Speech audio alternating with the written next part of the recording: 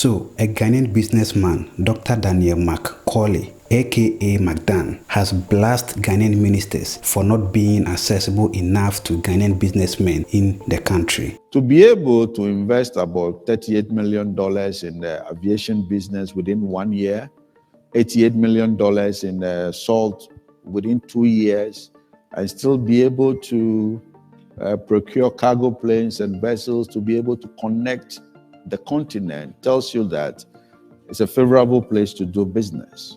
And when you are doing business in Ghana, luckily, most of our policies are quite friendly, and most of our ministers are really not approachable. They are really not approachable.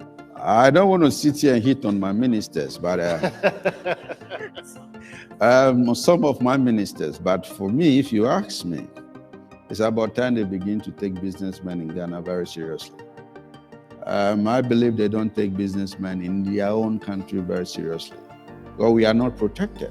So wait, before you judge him, I would like to give you a reason why he is saying that. But before that, please do well to like this video and also subscribe to this channel for more videos like this. Thank you very much for your liking. Now, let's dive into it. On 6th of June 2023, the Ghana Investment Promotion Center, GIPC, organized a Ghana Investment and Opportunity Summit in the United Kingdom. This was the third in series, which is aimed at bringing together delegates from the international investor community, venture capitalists, and private equity fund managers, among others, for discussions and the exploration of investment opportunities within various sectors of the Ghanaian economy. So, McDan was one of the panel members of this year's event, and since he is one of the most successful businessmen in Ghana, he shared with the international investors why they should also invest their money in the country's economy. Doing business in Ghana is one of the best places you can get on the continent. I have traveled length and breadth of Africa. For the past 6 months, I've been to almost half of Africa because I'm heading the after trading company, helping other countries to establish the trading company, which will be the commercial wing of the continental free trade. Ghana is not a place that you should be afraid when you are coming to do business, because there's a lot of money in Ghana. There's a lot of profit to be made in Ghana. I am in there. I've been in the logistics business for 30 years. I'm into mining. McDan has the biggest salt mine in Africa, 41,000 acres so far. McDan had invested $88 million into that project. By next year, we'll be mining about 1.2 million metric tons of salt, which will be Africa's biggest salt mine and salt producing company. We are into private aviation, talking about bullion movement, air ambulance, connectivity in the African region. McDan is into hydro. We are also into agriculture. If you look at what is going on in the continent right now, I will encourage anybody who want to pick a place in Africa to invest, look into Ghana, because I have been around. Though other countries are running, but our policies, our environment is quite conducive for development. I invited one sheikh here. He's sitting over there. He wants to start the smelting company for alumina in Ghana because we have the bauxite. Sheikh, can you raise your hand? He's bringing about $1.6 billion into Ghana to start a smelting company from Aba. So this is what is happening on the continent. The downside of what is going on, and also we are going to start the Black Star line. We procured a vessel which will be Africa's first shipping line, the only African shipping line, which almost all Africa will buy into it. I'm just coming from a meeting in Nairobi, and about 5 countries have signed on to it already to be part of it. We just procured 2 cargo planes for the continental free trade. We have been able to build 260,000 square meters of warehouse space for the movement of the continental free trade. So investing, you have to take advantage. Well, McDan was giving out some amazing points until he said this. All I'm hearing around is the environment, the difficulties and all that. There are solutions. What we have to get towards now is looking for the solutions. We started talking about problems not today. And in my short mind, free zones have been able to be partnered, and they have visited there. Anybody who visits the salt mine, you'll be amazed because value added. We're going to produce chemicals. We just installed the biggest washing plant in Africa, salt washing plant in Africa. 2 units. It will be commissioned next month. So this is the environment I am talking about. What we have to look at in Africa is the cost of doing business, especially in Ghana. It's one of our bottlenecks, and we have to be serious about it because Ghana is a very favorable place to do business. To be able to invest about $38 million in the aviation business within 1 year, $88 million in the salt within 2 years, and still be able to procure cargo planes and vessels to be able to connect the continent tells you that it's a favorable place to do business. And when you are doing business in Ghana, luckily, most of our policies are quite friendly, and most of our ministers are really not approachable. They are really not approachable. The moderator of the panel disagreed with McDan on this. Dan, thank you. And not wishing to start an argument, your comments about the inaccessibility or approachability of ministers, I must admit my personal experience has been that they're probably far too approachable, far too accessible. So I'd be interested to just unpack that comment you made a bit more, please. But McDan came back again more stronger and clearer. I don't want to sit here and hit on my ministers, but some of my ministers, but for me, if you ask me, it's about time they begin to take businessmen in Ghana very seriously. I believe they don't take businessmen in their own country very seriously, because we are not protected.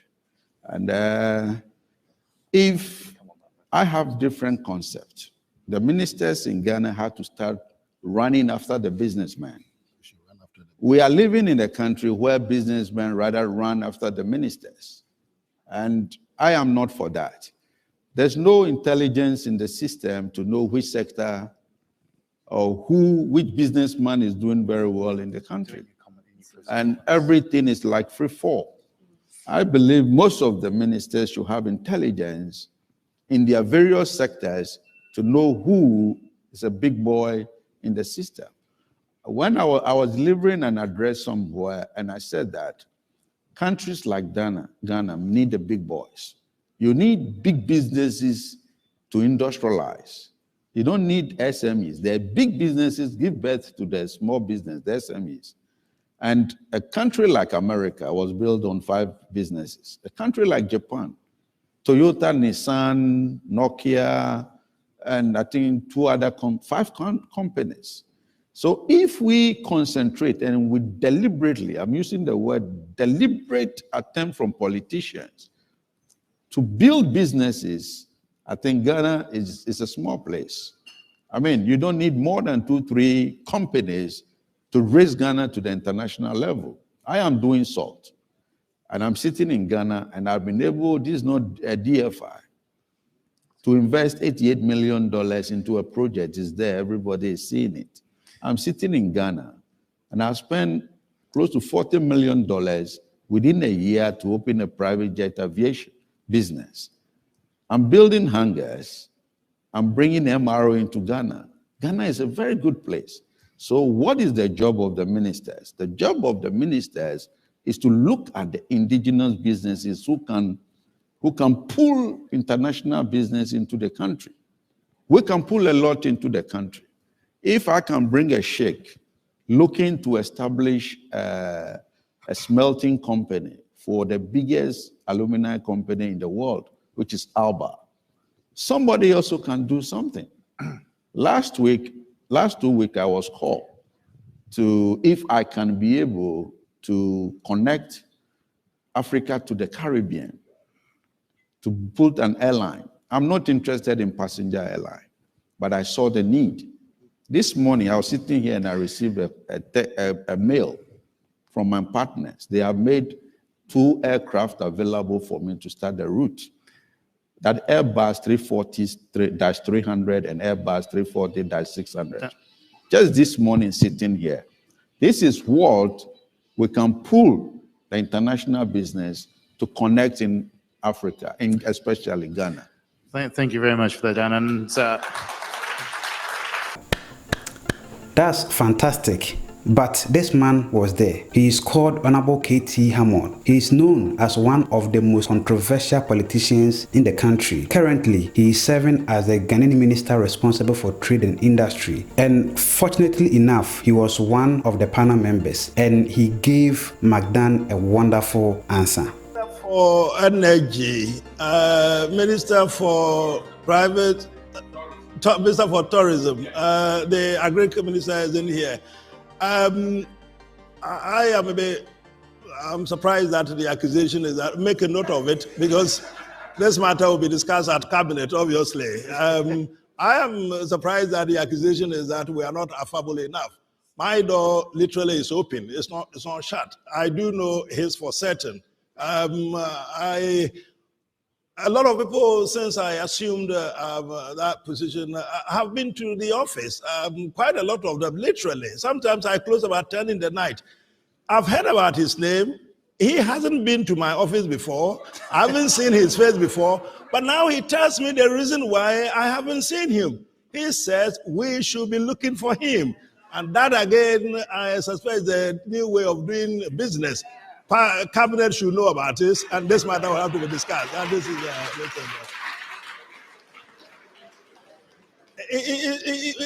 his name is synonymous with quite a lot of things back in Ghana, and to hear him ruling out the list is quite impressive. We congratulate him, except that I don't know how many of our colleagues, our nationals, have that sort of pocket. Minister for Energy, you have to be telling me about this. So congratulations to him. But we will take this matter up because it is a national policy, it's a governmental decision to develop our industrial base, to develop our manufacturing, to become industrialized, just like the other countries have become industrialized. If it takes ministers to run after the likes of him, to get our country industrialized, that is small, taking price to pay for that. We certainly will do that. But let me put it on record. He has been told, or he was called from somewhere from the Caribbean, that he should start an airline. What those people didn't tell him is that the idea was mooted by Fifi Grant, myself, other government officials, 2 weeks ago, specifically on the 23rd of July this year. In Guyana, this matter came up, and the matter, McDan's name was specifically mentioned by either him or Gabi or a couple of them, that they are the businessmen, they are in air transportation. If it's possible, contact him. And I think it is on the back of that that you had that invitation. Get on with it. The chairperson of NPP UK, Ofake, also said something amazing about this McDan's request from the Ghanaian ministers. And McDan, you have done a great job. Ghana have heard you. The world have heard you. Now, there's one thing that I have always been talking about, even on radio and TV, even in Ghana. But now, because our ministers are here, I want to send this message again, for us to take it to the government.